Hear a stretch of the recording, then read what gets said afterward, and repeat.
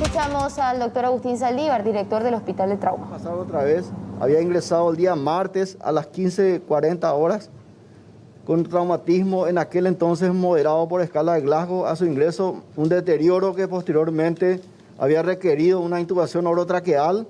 Está hablando sobre el estado de salud de José Daniel Sabán. Escuchamos. Clavícula izquierda, fractura cerrada de húmero derecho, reducción más férula, traumatismo cerrado de pelvis, luso fractura coxofemoral derecha, posterior ya reducida y evaluado por el especialista de cadera. Él había quedado en conexión a asistencia respiratoria mecánica sin modificaciones en la evolución bajo parámetros y lesiones en escala en la región parieto-occipital derecha sin signos de infección. Desde el punto de vista respiratorio, él se encuentra con buena oxigenación, con bajos parámetros con respecto a la contusión pulmonar inclusive. Su hemodinamia cardiovascular se encuentra sin necesidad de drogas inotrópicos a este momento ya. Estabilizó la presión arterial que tendió a una hipertensión este fin de semana y particularmente con respecto a la parte cerebral, netamente cerebral, yo quisiera dejarle a cargo el doctor Marcelo Rivas, ya que pasó a ser un foco realmente de tratamiento específico dentro de lo que es la evolución que él pueda tener, el caso de traumatismo cráneoencefálico complicado y operado ya el día jueves. Va a hablar ahora el doctor Marcelo Rivas. El neurocirujano va a actualizar el caso de Daniel Sabán. Sí, muy buenos días. Antes que nada, con respecto a la situación del cerebral de José Sabán, llevamos quinto día del traumatismo craneoencefálico y estamos en el tercer día de una delicada cirugía que tenía por finalidad la expansión de la cavidad craneana, ¿verdad? Cranectomía descompresiva es el término. El fin de semana se ha comportado en momentos inestable, la presión del cráneo ha requerido de pronto medidas farmacológicas de manera continua. Recordemos que siendo el cerebro un órgano así como es noble, también es muy sensible a los impactos y la inflamación cerebral está, digamos, en su cúspide en este momento. Sin embargo, José se encuentra con las pupilas iguales y reactivas, que significa que hay funcionamiento cerebral. Por el momento ese es el parámetro que para nosotros nos da mayor optimismo, ¿verdad? Las cifras de la presión en el cráneo han superado a ratos nomás los rangos normales, pero se ha conseguido estabilizar en las últimas horas, por lo menos ya está nuevamente en rangos fisiológicos, ¿verdad? ¿Él sigue sedado, doctor? Él sigue con una situación de coma farmacológico, ¿verdad? No estrictamente en coma, sino una sedación profunda, ¿verdad? Se va a mantener esto probablemente otras 48, 72 horas, siempre dependiendo de la evolución de la presión del cráneo, que es para nosotros el parámetro más objetivo. Hoy no cambió mucho de aquella última conferencia, la semana pasada, el viernes, digo. No, pero para nosotros el hecho de que no empeore en estas últimas 24, 48 horas, para nosotros eso es buena evolución dentro de lo que se puede esperar en un paciente críticamente lesionado, ¿verdad? ¿Quiere decir que ya pasaron las horas críticas, doctor? No he dicho eso. Las complicaciones del traumatismo del cráneo severas suelen ocurrir entre las 24 y 48 horas, pero el edema cerebral se suele manifestar entre el tercer día, quinto día, sexto día inclusive. Doctor, ¿podemos decir entonces que es un paciente estable dentro del cuadro del paciente? ¿Esto es evolutivo o es involutivo para él? Sí, en terapia intensiva se maneja esa jerga justamente, estabilidad o inestabilidad. Hablamos de inestabilidad cuando el paciente presenta eventos adversos, inesperados y por supuesto nocivos, ¿verdad? Y por otra parte decimos estabilidad cuando se alcanzan los números que se tienen que alcanzar. En terapia intensiva perseguimos cifras, ¿verdad?, fisiológicas, cifras de presión arterial, de temperatura y de presión intracraneana. Y por el momento se están alcanzando esos objetivos. Entonces podemos hablar de que el paciente tiene estabilidad fisiológica y los objetivos de la terapia han sido logrados. Anterior a la última conferencia, doctor, los familiares se asustaban bastante y nos comentaban que les avisaba que tenían una hemorragia, José. ¿Qué tipo de hemorragia se daba? ¿Es grave o no?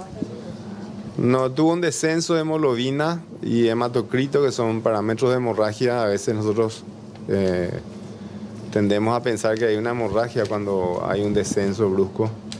Pero esto se corroboró mediante una escanografía completa, ¿verdad?, de todo el cuerpo, que no hay ninguna hemorragia, por lo menos nada relevante, ni en abdomen, doctor Saldívar, ni en tórax, ¿verdad? No, de hecho, lo que yo les digo, a las 6 de la mañana, examinado por nosotros multidisciplinariamente. Hay que tener en cuenta que el paciente tiene una evaluación por los varios colegas de terapia intensiva y las 24 horas, pues las 24 horas están sobre el paciente.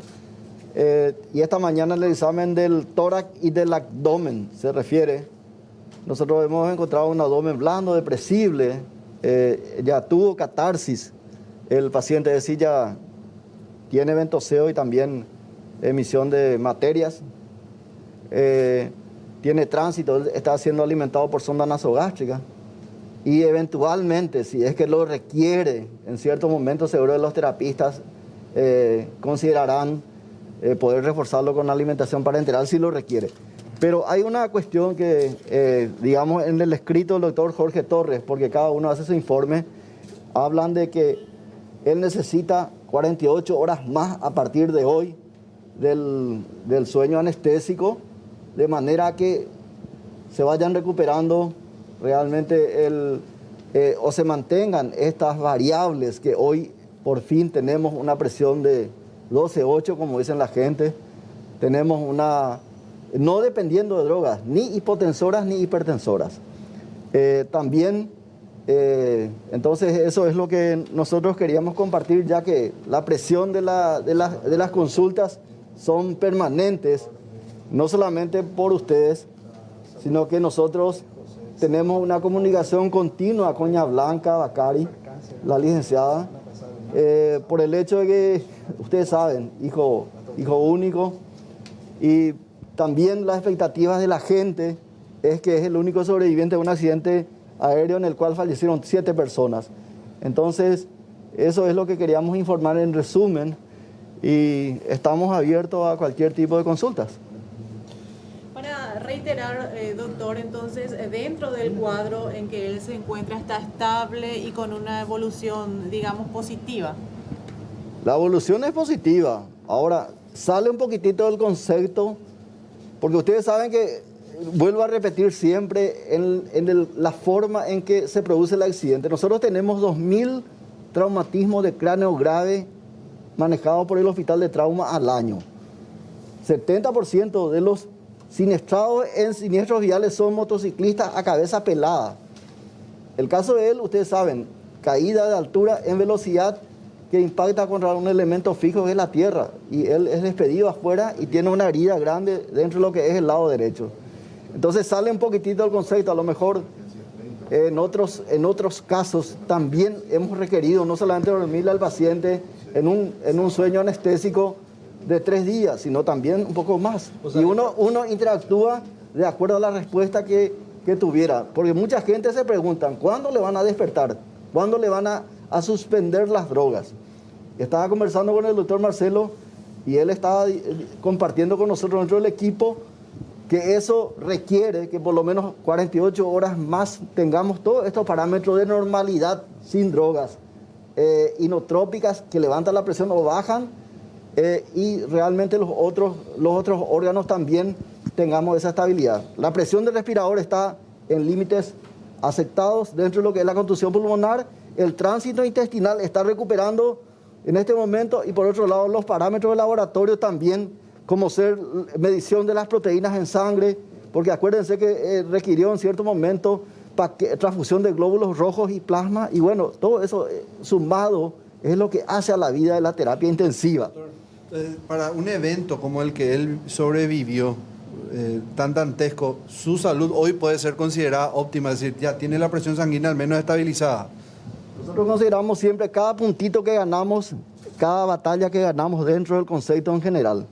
Es una sumativa de datos positivos que tiene. Y como usted dice, realmente estamos estabilizando el paciente y por lo menos los parámetros negativos que teníamos de 100 hemos bajado a 90. Y ese 90 hay que ir bajando. Doctor, si se mantienen estos parámetros, ¿de aquí a cuánto tiempo podemos decir de que él ya está, digamos, saliendo de ese estado crítico? Yo sinceramente creo que agotemos ese tiempo de las próximas 48 horas que marcan y firmaron la unión digamos, la unidad de acción de las discusiones entre terapistas, neurocirujanos, cirujanos generales, traumatólogos y nutricionistas, porque todo es en conjunto. Yo creo que hay que esperar esas 48 horas y volver a replantear la cuestión. Doctor, teniendo en cuenta que era urgente la operación craneal, ¿él sigue o todavía no fue intervenido en las otras fracturas que tuvo en el cuerpo? Las fracturas de la pelvis, del húmero y de la clavícula son prácticamente de tratamiento conservador por el momento.